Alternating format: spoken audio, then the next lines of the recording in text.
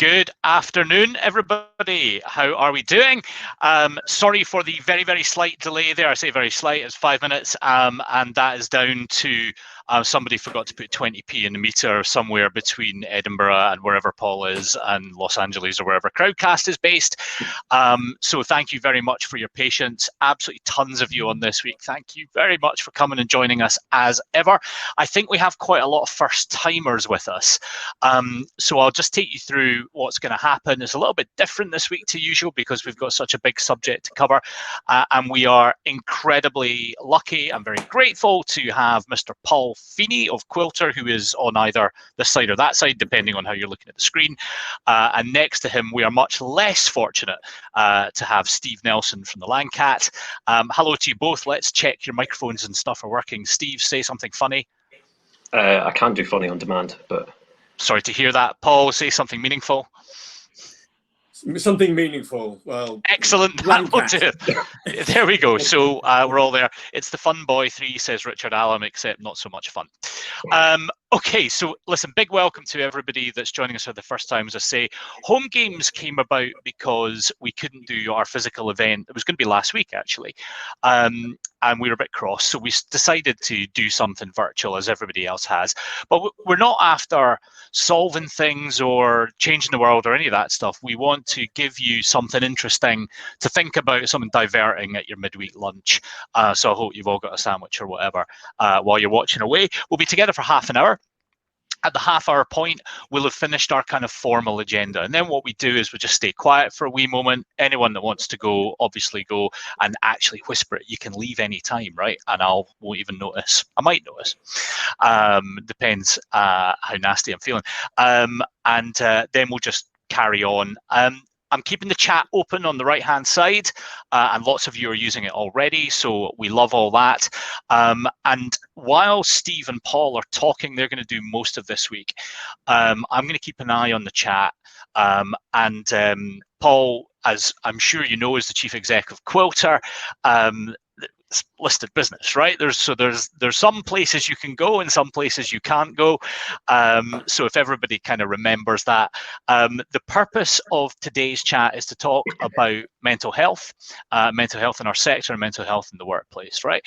There's a time and a place for having a moan about functionality on the Quilter platform or whatever else. I don't think it's today, and I suspect there are probably even people who are closer to individual bits of functionality than the chief exec. But we might let some of that through a wee bit later on. But our big topic today, and one that we have been really, really happy to be involved with and support over the last year or so. Steve's done lots in that stuff as the mental health side of things. So the guys are going to talk for a little bit. I'll watch for questions and start bringing them in. So you can ask a question in the chat bit. And if you don't want to do that, because there's a lot of comments come up there, there's a formal ask a question button at the bottom. And if you ask a question there, I will definitely see it, and we'll work out how to work it in. Finally, if you are having any video or audio problems at your end, so things are stuttering or buffering or anything like that, I've just posted a little link there in the chat. If you click on that, it will delay your feed by 2 or 3 seconds. I don't think anything we're saying is all that time sensitive, so you won't miss anything. And that takes care of about 80–90% of people's problems. Fiona says Paul is beautifully focused, the other two not so much, and I don't think she means visually. So the only time that words have ever been used with me.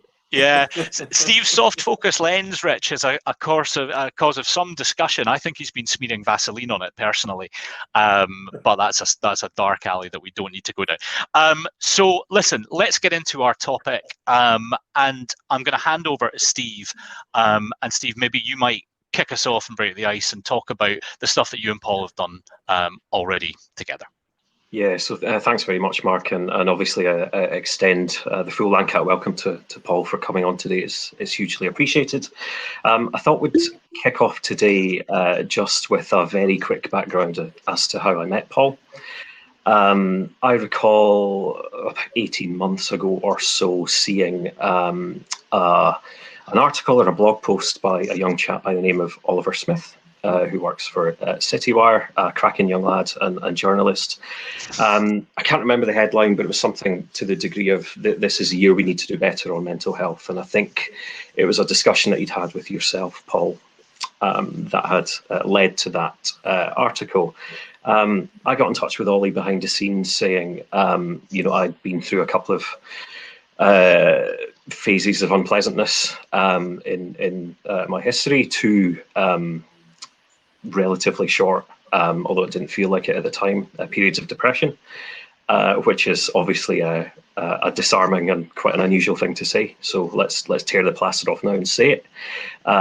Once at university and once when I was working at my previous role prior to joining the Lancat, ended up doing a podcast with young Ollie, which got loads of really nice comments and what have you, that led to us going on the road with the Citywire retreats, where I met Paul on one of these. Ollie had kind of forced through onto the agenda a discussion on each of these retreats about health and well-being in the workplace and how we can all do a bit better and change the conversation. And on each of these panel sessions, so I was on the panel for most of these, there was a short kind of 15-minute keynote speech to introduce this, and Paul did one of these. And I wrote in a blog a couple of weeks ago for Mental Health Awareness Week for some of the stuff that Quilter are doing, that, I've been around the sector long enough to have attended lots of talks and lots of speeches and seminars and what have you. Very rarely are those life-changing. You get some really good ones and some decent ones and what have you. But compared to, going to the theatre or live sport or a gig where you can have a bit of a moment that kind of transcends normal stuff that you're used to. You just don't get that in financial services. Why would you? Because it's work. But that very much happened the day that you spoke, Paul, where I've never seen an atmosphere like it in a room of this kind of electric silence that came across when you shared your story, and I could see that you were like visibly moved while you were doing so. And that had a big effect on me at the time because it kind of confounded traditional expectations of lots of things, masculinity, chief executive, success in the city. It just went against all your stereotypes in one short 15 minutes. So I guess I wanted to kick this off by asking you two questions. First of all, how are you doing? And second of all, how did it feel for you doing that? Did you get the sense of what was happening at the time, or how did it feel? Well, thank you, Steve. And first of all, thank you as well, Steve, for in Mental Health Week supporting our Thrive initiative at Quilter with your webinars and stuff you've done, and Mark too. It's been great. So yeah, I remember that. I didn't really intend to open up about all of that. I think it did start when I was being interviewed by Ollie and for various Citywire professional interview. It wasn't anything about mental health. And I don't know what happened, but I said, I've learned this word authenticity is often used, and it's easy for me to claim it. But I said it's harder to continuously live as a lie. If you feel that you're living a lie. So I decided the pain of living with mental health issues was greater than opening up about them. And I started talking about it. I talked about my childhood and how that, to a large extent, robbed me of any sense of peace or security, safety in life. And finally, I got to a position where I was able, the pain of it was I would say, greater than concealing it. And I was in a position I felt.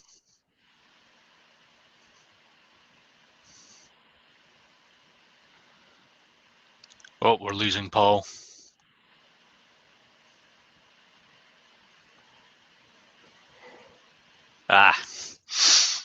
Damn it. Oh dear. We lost you for a moment there, Paul.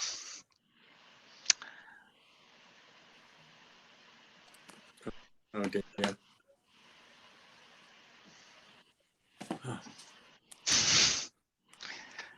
Whoa, you're back. Hello. You're back. Hello. We can hear you. All right. Well, Steve, come on. Let's keep it going between you and me. Oh, hello. Any better? Yes. Hey, you're still frozen on the video, but we can hear you. We can hear you.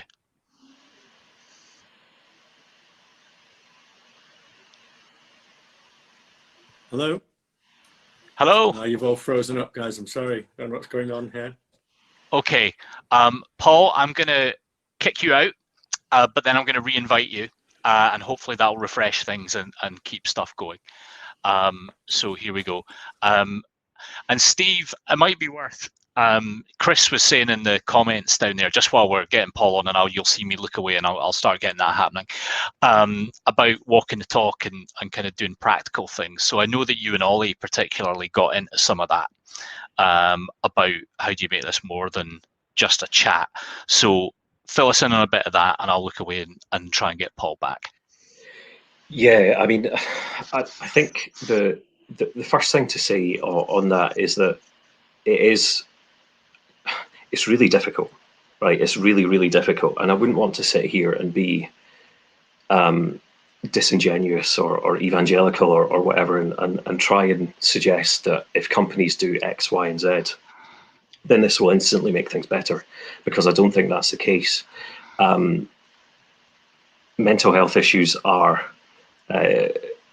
unique to each individual, to each surrounding dynamic that those individuals go through, whether it's their relationships, their relationships with colleagues, what they're going through at home, the job type and the job role. So it's not, I don't think it's about one set of measures. There's definitely a lot that people, there's a lot of instances where it can go wrong. And I've shared my experience of being signed off work. So it's about 8 years ago now, where I was working for a very large company at the time, and it doesn't really matter who it was. You could find out quite easily by going on LinkedIn, I'd imagine.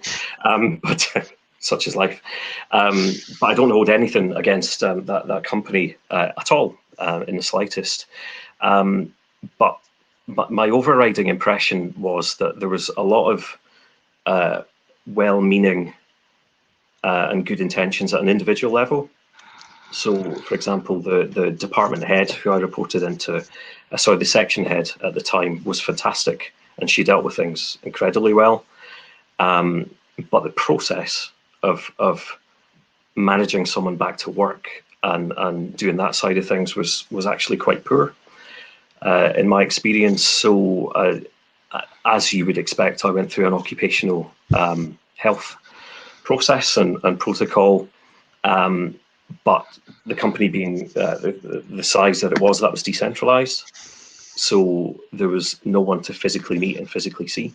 So I was having these conversations over the phone where you can't make eye contact with someone, you can't read body language, and trying to re-articulate what I was going through every time, in the knowledge that those conversations were being transcribed and then sent to line managers to be resent back to me to be signed off. And it just dehumanized and depersonalized the whole thing. And I remember having one instance where I had a phone call, and the recovery from poor mental health isn't on a chart where you've got time and health plotted and it's rubbish, and then it gets better and better and better and better, and then you're fine and you go back to work. It's all over the place like that, depending on your circumstances.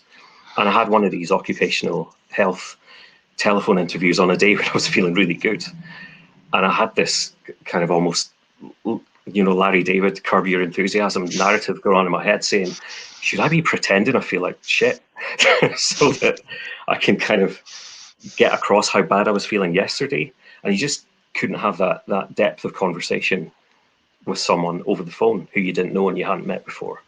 So I guess fast forward 8 years on, the explosion in Skype and Zoom and Teams and all that kind of thing could help in that degree. So that's one thing.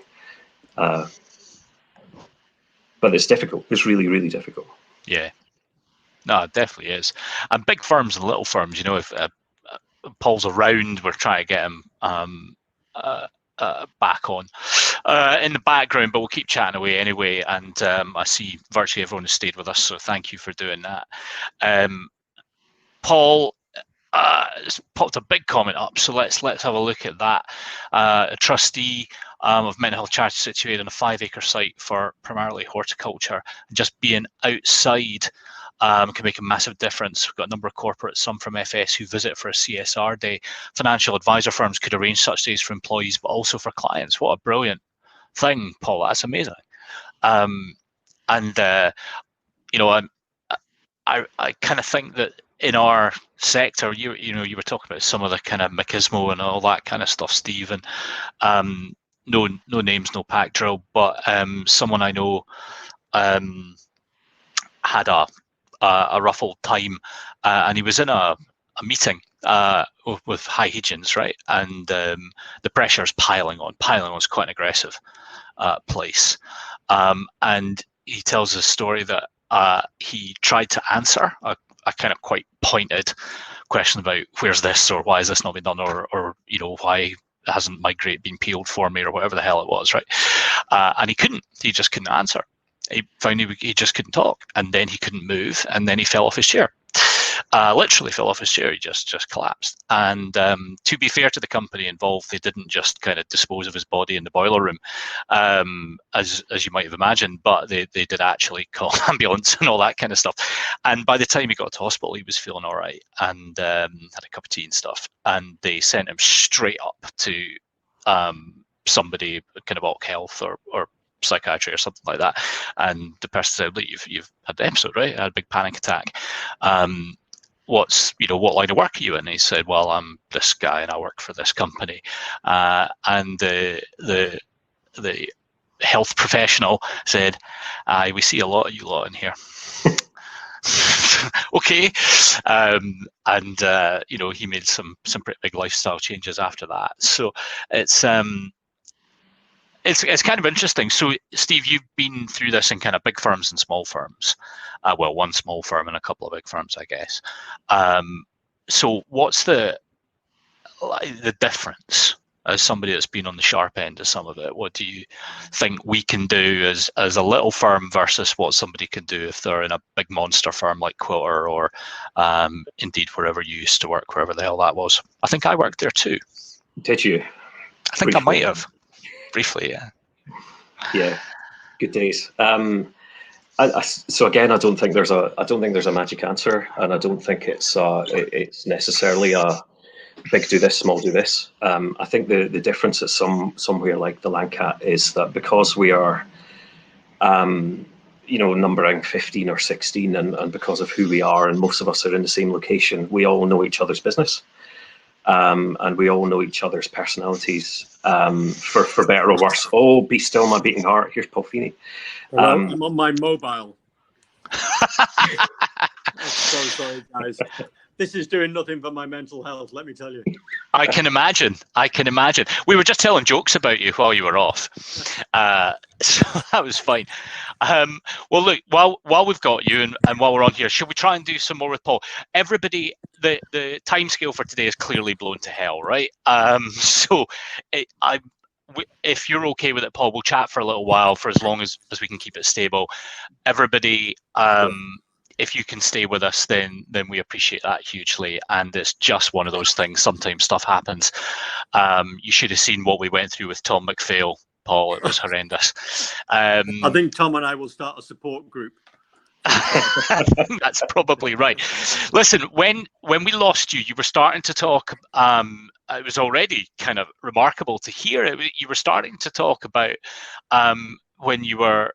It was more painful, kind of covering up, than actually being upfront and honest. And then we lost you. So can you think back to what you were saying then, and maybe take us through some of that? I was just saying that my issues really stem from my childhood.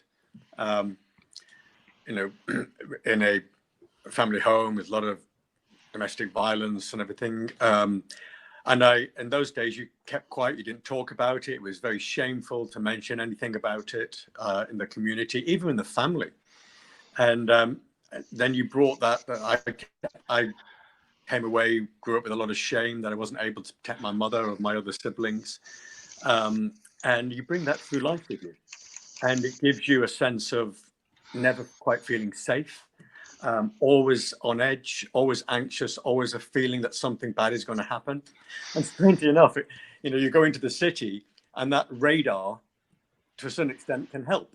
It's like a radar risk dish. But again, you're projecting a persona which you're not feeling all the time. Yeah. And you find other ways to mask it and cope with it. And then after a while, it took me a couple of decades to seek help, which I finally did because the pain just became too much. It doesn't mean, by the way, you can't function, you can't compete, you can't. In fact, in many ways. And since I've opened up about this, some of my most accomplished executives, portfolio managers, financial planners, and people across the industry have come forward, and they're very, very successful people, and they've become successful despite these issues, despite the issues that they've been struggling with. But many like myself kept it quiet. And I spoke about it like the last taboo in the city. Where I came from, as I said, growing up, it was something you didn't talk about. It was shameful. And of course it isn't that. So my anxiety that I deal with, my stress level, my PTSD that I deal with, that I've struggled all my life with, I struggle still, but I've opened up about it, and it feels like you've put your burden down. And by opening up, I think it just gives other permission to other people to do the same. And people might say to me, "Oh, well, it's easier for you to do that in your position." But maybe it is. Maybe it's easier in my position than for other people. But at the same time, I'm running a public company, and I didn't know what my shareholders would think, my board would think. Actually, they've been incredibly supportive. And then you meet like-minded people like Steve, Ollie, others in the industry. And finally, the debate is really happening. And actually now we're going through this incredible period of time, COVID-19, this crisis. And the World Health Organization talked about it's creating a second pandemic, and that pandemic is of mental health. And it pointed to the United Kingdom particularly. So I think there's a big responsibility on all of us to be aware of that. And when you start digging into it, you realize, my gosh, it's so many people either suffer with mental health issues or know friends or loved ones whose lives have been affected by mental health issues. And now I feel that that debate is starting. We go through all this, people are in lockdown. Let me tell you, I felt very uneasy about feeling, gosh, I'm going to be locked down, I'm going to be confined. It was one of the things that happened to me in my youth. How am I going to feel about that? But actually, all the stuff that we've been doing, even all the Thrive initiative we've put forward at Quilter, and we've put all of that digitally now, I can access it, and I access it. So whether I access individual sessions or listen to a webcast on resilience, on looking after your mental health through this crisis, on isolation. And a lot of it is about reaching out and realizing you're not alone. And we've just done that now. We've just put our Thrive program out through advisors in the open market. And as I say, Steve was really helpful in terms of sharing some of his experiences on our Thrive for Advisors site during Mental Health Week. So, it's happening. I think the debate is finally happening and people are opening up. I did a video called This Is Me, which was probably, my palms were sweating when I opened up. I thought, I can't believe I'm doing it. And even at the moment of them doing it, I said, I need to take a breath because I can't believe I'm going to do it. But we did. And then we put that on all of our intranet site just to show people, look, it's okay. There's no shame in this. So Gary Hale is a advisor up in near Dundee, if I'm right, still Gary, is asking, do people speak differently to you kind of day to day, Paul? Obviously, when you're in the zone of talking about this stuff, then that's a thing. But in your normal business dealings, or when you're speaking to your exec, or leading a town hall, or whatever it is you're doing day to day, do you think your guys are treating you differently? I don't think they're treating me differently. Still, Paul is still the same person, but I think they know more about me. So, for instance, I got a call a couple of days ago from just a young man in one of our client service centres. He said, "I'm just giving you a call, Paul, see how you're doing. How are you doing it during this lockdown?" And I was like, "Wow." And I said, "I'm doing okay, thank you." We chatted. So some people, if you were, let's say you came back to work, or you're in work and you came back you had a broken leg, or God forbid you'd had a cancer scare, or something, or a physical illness of some form, people would probably say, after, "How are you doing, by the way?" After that, how you, or if God forbid, if you'd got COVID, we all know people who have had the coronavirus. We'd say to them, "So how are you doing? How are you feeling today?" Whereas if someone's had a mental health issues, you kind of say, I don't think I want to bring that up. I don't want to say, "How are you doing today?" Whereas people ask me a lot of the time, "How are you doing today?" And I say, "I'm doing okay. You know what? I'm struggling a little bit today. I'm going to take a little bit of time." So I wouldn't say they treat me any differently, but as they come to realize that it's not a stigma, it's just something I live with and deal with, they'll notice. And sometimes they'll notice if I go a bit quiet, they'll say, "Hey, Paul, are you okay?" So that's good. That's a good thing, I think. It is a good thing, and Gary's pains to point out it's Stirling, not Dundee. So we've got that sorted out. And at the other end of things, I mean, Paul, you've got how many people working Quilter, or are you responsible for? About 4,800. But then we also have all of our financial planning network, and we have another nearly 4,000 people in our network and our national planning business. Okay, so we've got 18, so it's almost the same.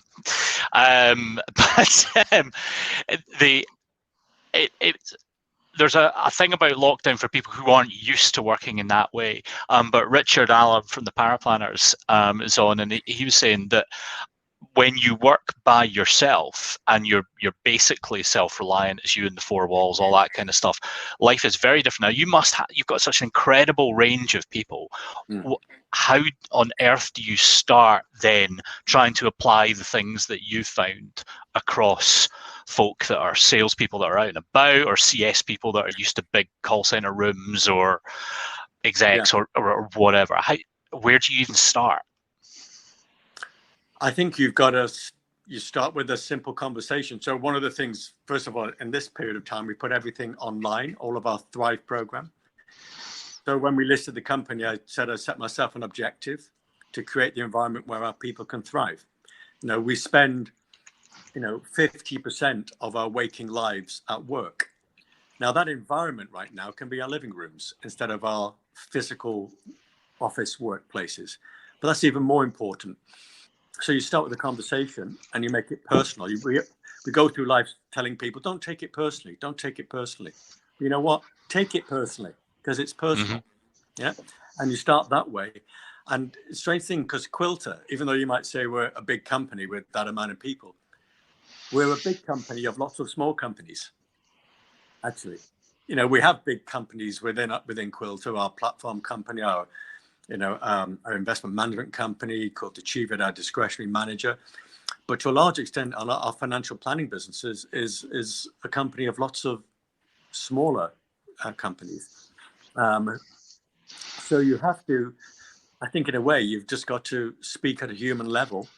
I've been doing something which is getting around Quilter in 30 days. So because I can't do so physically, I do virtual meetings with teams.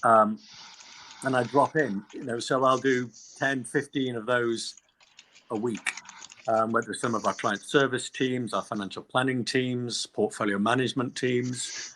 And we'll talk about how people are doing, so we have virtual lunches, drop-ins. So I think, also you don't have to do it all yourself.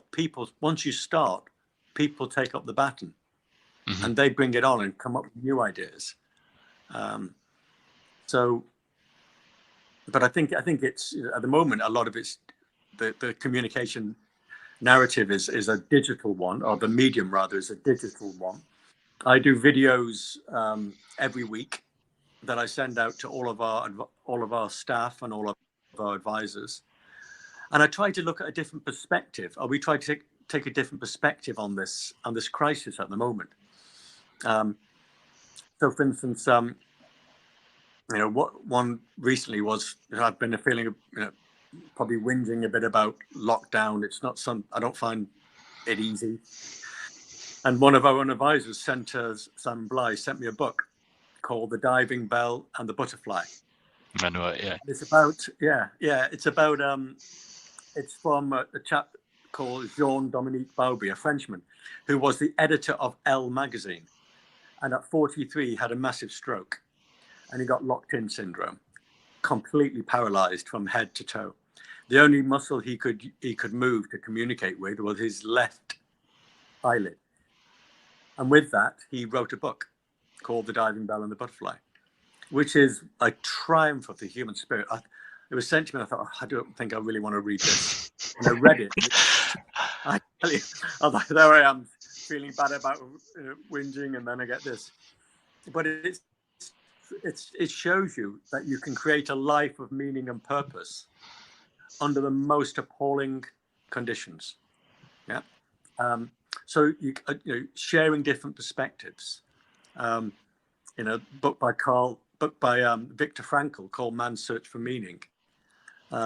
With a great line in there where he says, because he was sent to the concentration camps in the war, and he said, the quote which he says, "When you cannot change your situation, you are forced to change yourself."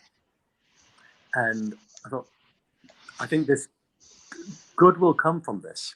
I mean, commercial good, connectivity that we hadn't thought of from this crisis. And in terms of mental health as well, I think that is one aspect. I think it's bringing the future forward. And it's bringing the future forward. It's making people really look at things such as purpose. We all talk about purpose. We have our corporate purposes. And making people think, is it really happening? Are we really doing that? So our purpose at Quilter is to create prosperity for our customers and their families, generation today and tomorrow. Are we really doing it? Are our solutions doing it? Our investment solutions, our financial advice, our platform. Is it at a price where we're really generating that prosperity for our clients? Making people think about purpose. And I think at the end of the day, everything we do has to be fundamentally for people.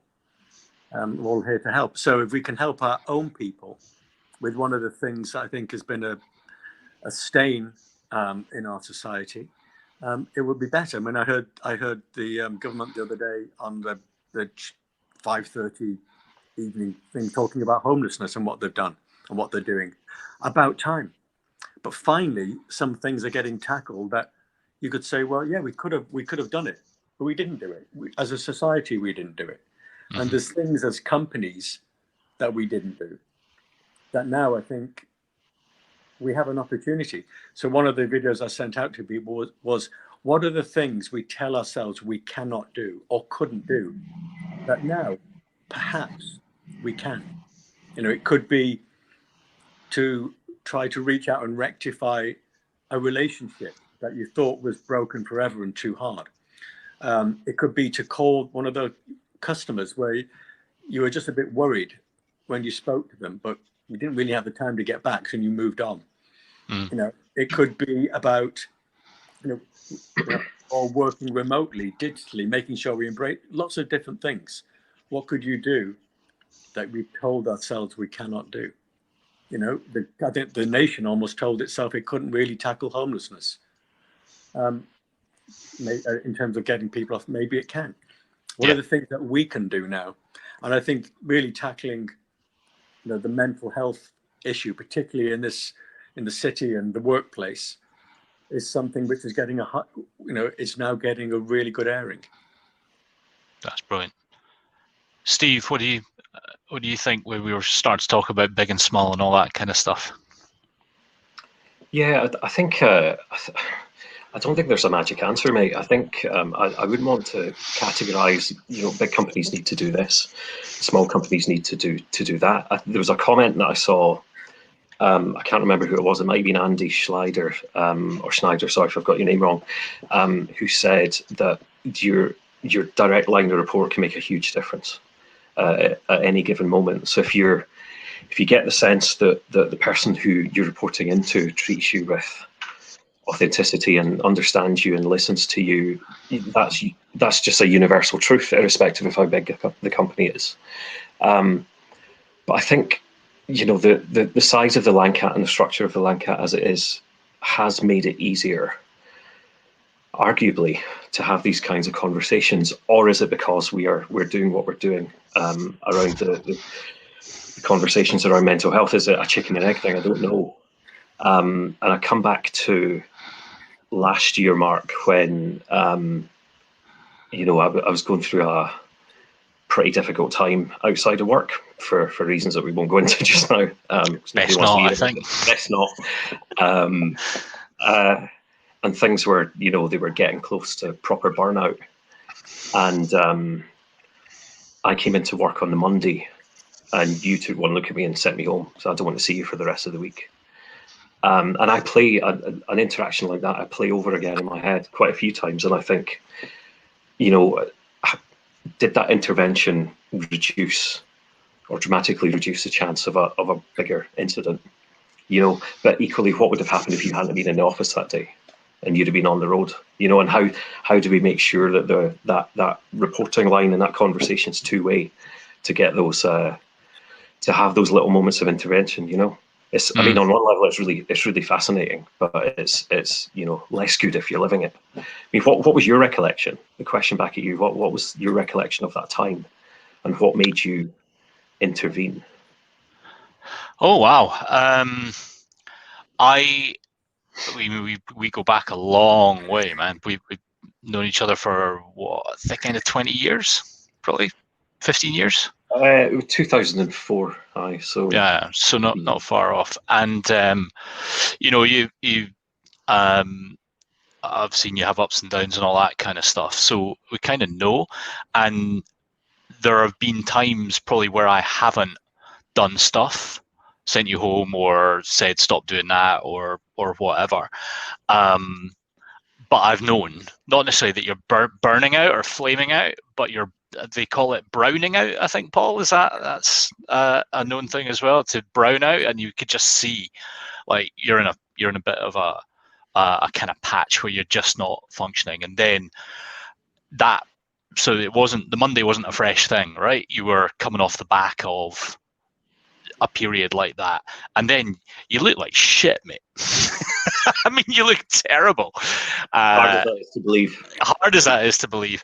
I mean, you hadn't shaved, your hair was out of place, your glasses were a bit squint, all that stuff. And I mean, it was blindingly obvious. But I know that I don't think I've ever been through what you guys have been through, and Paul, nothing like what you described. But I've had some unpleasant times, and one in particular stands out, which we won't go through. But I don't want anybody on my watch feeling like that, man.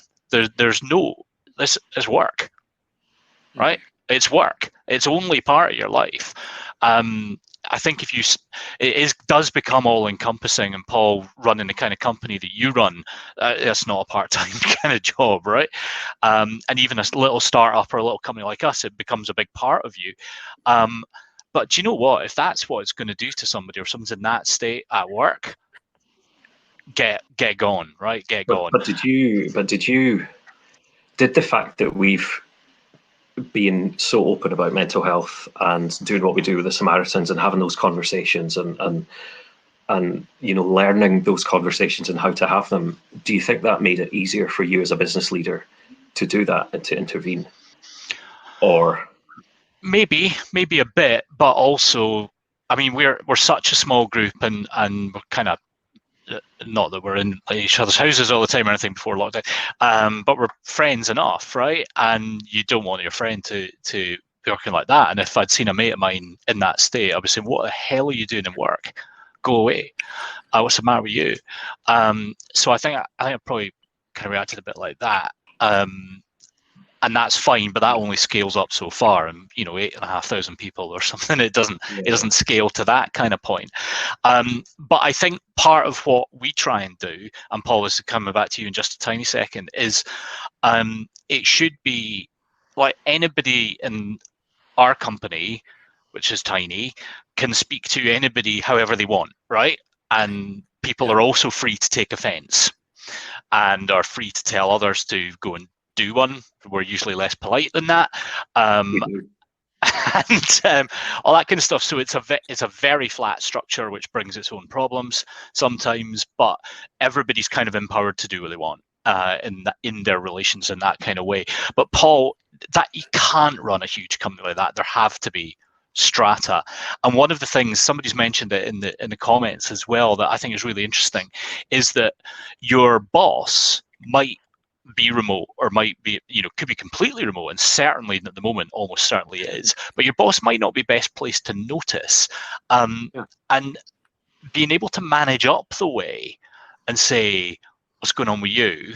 Should you be here? But you might not have that matey, chummy relationship that we have. Do you see those kind of dynamics? Is that something that you can work on in Quilter? Yeah, Mark, you're right. There inevitably are some of those dynamics. So we have what we call Thrive ambassadors. I don't want to overplay, but we've got about 140 people who are really, really trained. They're not professional counselors, and they're not there to be professional counselors, but they're there for people to gather people together. They've had a lot of mental health. They've had mental health training, well-being training, so that they, if someone is talking to a line manager, but maybe feeling that they're not getting through, or even a line manager is feeling, I feel a bit uneasy, I don't know how to deal with this, they can go to one of our Thrive ambassadors as well.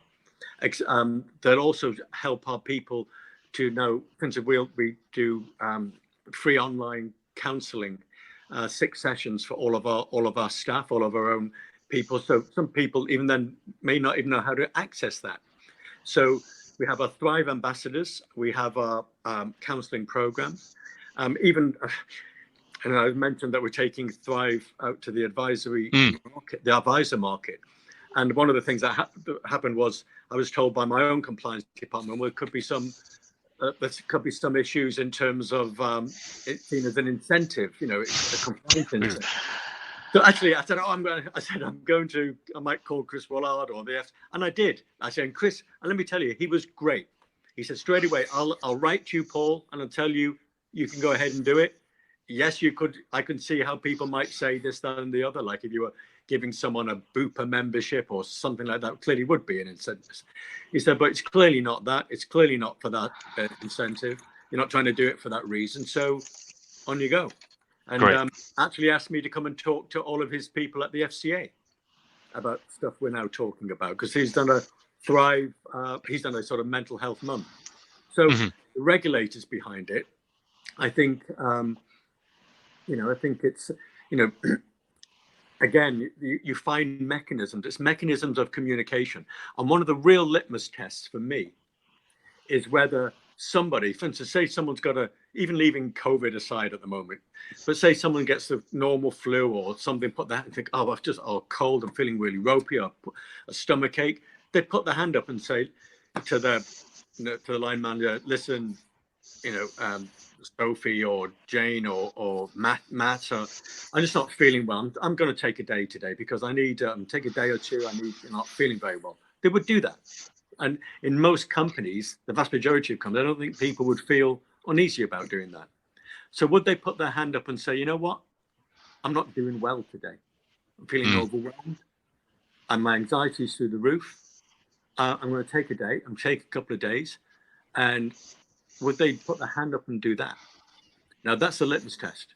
At Quilter, people will do that. Yeah. And a lot of the trick is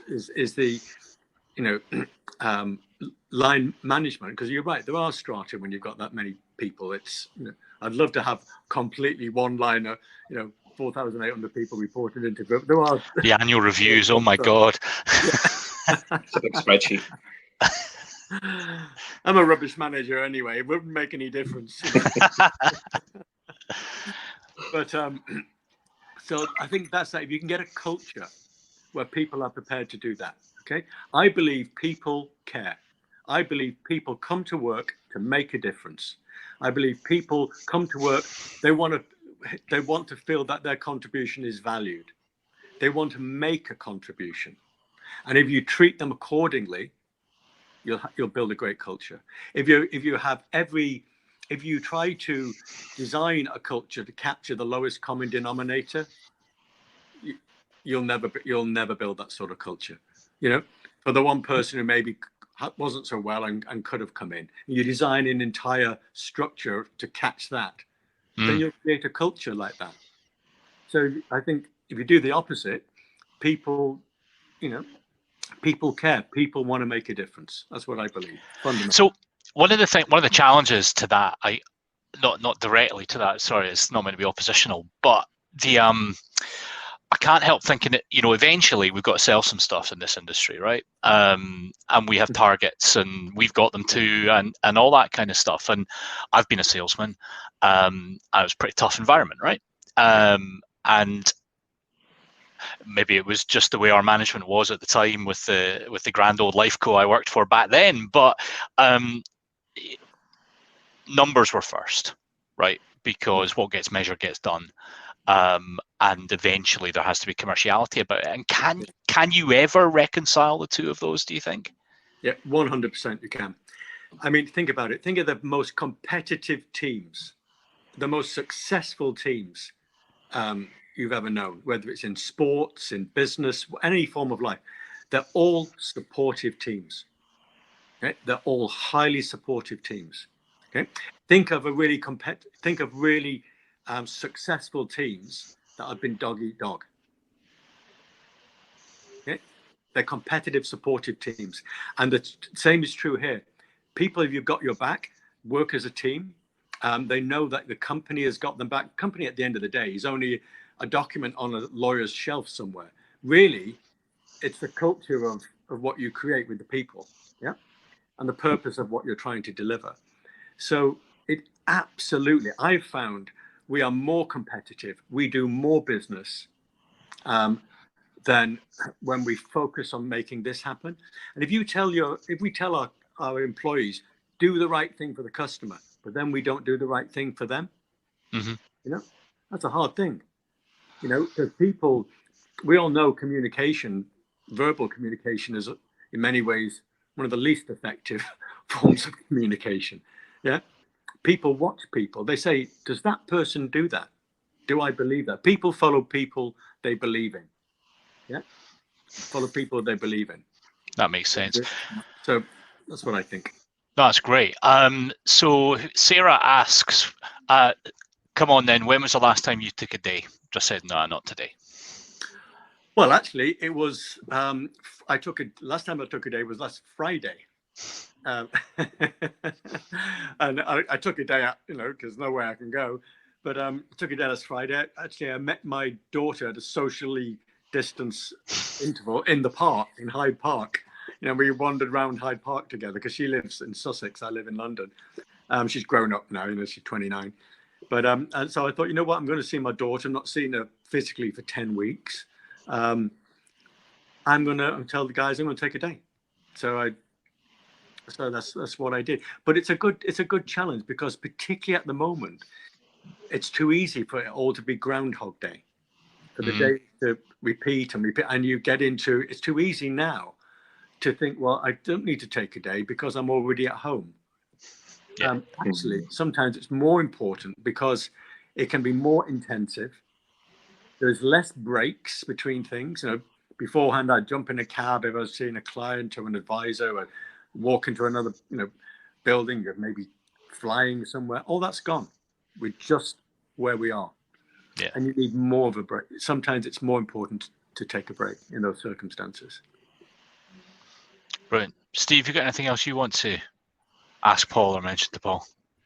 Yeah, I get the one thing that came to mind 5 or 10 minutes ago, Paul, when you were saying about you made the analogy, and it's a well-worn analogy about, if you break your leg or if you get a physical affliction, then you come back to work and then you have 90% of the department ask you about your leg. And certainly from my experience 7 or 8 years ago, that was fundamentally different, where the people closest to me would find a quiet moment to ask if I was doing all right. But most people, you've just shied away from it. I don't know if they thought I might break down or something, or whatever. But like you, I firmly believe that most people are good and are well-meaning and well-intended and fundamentally good. And part of this for me and why we do this is because it creates like the conversational muscle memory and societal frameworks to have these developed conversations. Because if you've never had one before, if you've never opened up to someone, and if you've never been on the receiving end, because everybody says you have to talk, but you have to listen as well. You have to have people out there who are able to listen and have those productive conversations. Do you see a difference in the workplace as a direct outcome of Thrive, of people being able to have the kind of anecdotal "Are you okay?" conversations? Is it making a difference at the kind of day-to-day water cooler or coffee level? How you doing? How you feeling? Do you see that? Absolutely. Not so much at the water cooler right now because we've got 99% of our staff, but at the remote cooler, yeah, it does make a difference. People are calling people. People are, and if someone's not feeling well, people call. And by the way, as I said, there's the young man that called me. I mean, he must be late 20s, and so he's one of our Thrive ambassadors, by the way. So I'm making sure I do it too. That I'm calling people, and sometimes it's just I just want to reach out and see how someone's doing, and it becomes finally it becomes an act. But the more an act becomes a behavior, the more the behavior becomes a habit, the more it ends up in your culture. Yeah. And then you don't think about it so much. So I don't say we're fully there. I think we're all on a journey, but I think you can't think your way out of a situation with the same thoughts that got you in that situation in the first place. You can only behave your way out. Yeah. And when you start behaving your way out, things start getting better. And if you encourage everybody to do that, finally people will start and people will see other people doing it, and it makes a difference. And have you had other business leaders of large organizations asking how you're doing this, or looking to do their own versions of Thrive? Yeah, absolutely. I mean, other organizations are. I mean, Antonio Horta-Rosario over at Lloyd's is doing a lot of this in mental health, and he's carrying that flame. Other organizations are doing it. I talk at various conferences, and we're not the only ones, but we are some of the ones who are doing that now. And I think to have someone like the CEO of the FCA take a whole month at the FCA for mental health awareness as opposed to a week, and ask someone as weird as me to go and talk to all of his staff, it's a good thing. So others are definitely taking up the flame. And if a lot of the people watching this are small businesses, right? What would your tip be for guys like me or guys running even smaller 2 or 3 person businesses? What do you think you've kind of learned on the Thrive journey that would be useful for small firms? I think one thing is you'll be surprised how prevalent it is. Once you start talking about something that feels uncomfortable, you'd be surprised how that feeling of uncomfortableness just dissipates, goes away. Keep it personal. You don't have to dig around because, gosh, what's the situation for me where I had a mental health problem? Maybe that people may not, but I'm sure there are times where all of us have been stressed, all of us have been anxious, all of us have felt overwhelmed. There will always be those times. So just sometimes it can be just saying, listen, I don't know much about this stuff. I've not really done it. I know it's important. I want you to know that if you have any issues, you can talk to me and I care about you. Just even having that conversation, you know, and basically if there's any issues you're struggling with and you don't feel you can talk to me about it, I want to tell you right now you can. You know, I don't know, I'm not a professor, but I will listen and I'll do my best to help. If you can have that conversation, that's the key that unlocks the door. Brilliant.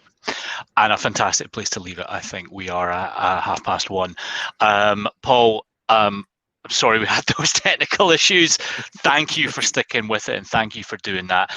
I see, despite us being a full half hour over our time, we're still a thick end of 150 people listening, though a number of people have had to duck away, so that's really nice. Steve, thank you as well. Thank you to everybody that's been with it and stayed with it. And there's Paul. We just timed that up. You just came off. So that was Home Games. The same link, everybody, that you have been on today allows you to watch it back. So if there's bits that you missed or you want to revisit some of this stuff, then we'll be there. And there is a Landcat YouTube channel as well. We just haven't quite finished doing it, and it'll be up on there as well. So next week, back to a more normal kind of format, and we will have John Rowland of Cicero on, the public affairs and political lobbyists. So we'll be doing politics next week, but I don't think we'll match this in a hurry. So once again, on behalf of everybody, Paul, thank you so much, A, for all that you're doing, and B, for spending time with us today. Thank you very much. Thanks, Cheers, Paul. everybody. Landcat out.